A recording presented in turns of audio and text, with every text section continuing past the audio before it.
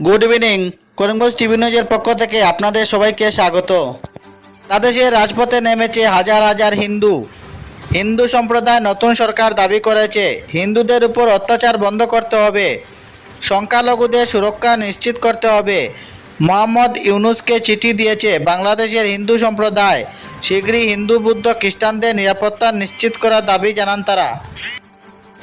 বাংলাদেশের পরিস্থিতি নিয়ে ডক্টর হিমন্ত বিশ্ব শর্মা অনেক বড় মন্তব্য করলেন। ভারত সরকারের নির্দেশে সীমান্ত সুরক্ষিত করা হচ্ছে। মানকচর সুতারকান্দি সীমান্তে চরম উত্তেজনা বিরাজ করছে। পাসপোর্ট ছাড়া কাউকে সীমান্তে ঢুকতে দেওয়া হচ্ছে না। ভারত সরকার ধৈর্য ও সহনশীলতার জন্য বলেছে। এখানে আরও মন্তব্য, বাংলাদেশে হিন্দুদের উপর নিপীড়নের ঝুঁকি বাড়ায়। বাংলাদেশ থেকে কেউ যেন অবৈধভাবে আসামে না আসে, তার জন্য নিরাপত্তা ব্যবস্থা পুরোদমে চলছে।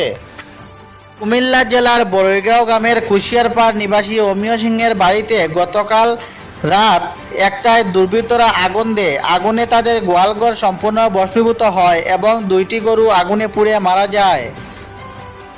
বাবা ছেলে নিয়ে মর্মান্তিক ঘটনা। বিদ্যুতিক তারে চাপা পড়ে বাবা ও ছেলের মৃত্যু হয়েছে। বিদ্যুৎ বিভাগের বিরুদ্ধে গাফিলতির অভিযোগ রয়েছে। হৃদয় বিদারক ঘটনাটি ঘটেছে লক্ষ্মীপুরের গোয়ালপাড়ায়। নিহতরা হলেন বীরেশ্বর হাজং ও তার ছেলে রমেন্দ্র হাজং। বিদ্যুৎস্পৃষ্ট হয়ে ছেলেকে বাঁচাতে গিয়ে বাবার মৃত্যু। বন্যা ও বৃষ্টির কারণে মাটি নরম হয়ে যায় এবং সৌর আলোর খুঁটি উপরে পড়ে বৈদ্যুতিক তারের সাথে সংযুক্ত করা হয়। 11,000 ভোল্টের সাথে সংযুক্ত একটি সৌর আলোর খুঁটি স্পর্শ করার সময় ঘটনাটি ঘটে। স্বামী সন্তানকে একসঙ্গে হারিয়ে বিধ্বস্ত মা। বাবা ছেলের অকাল মৃত্যুতে এলাকায় বাসীদের শোকের ছায়া নেমে আসে। আসাম ও বাংলাদেশ দুই দেশে হিন্দু জনসংখ্যা দ্রুত কমে যাচ্ছে। 2021 থেকে আদমশুমারি তথ্য সম্ভবত আরও বিস্তারিত অন্তর্দৃষ্টি প্রদান করবে।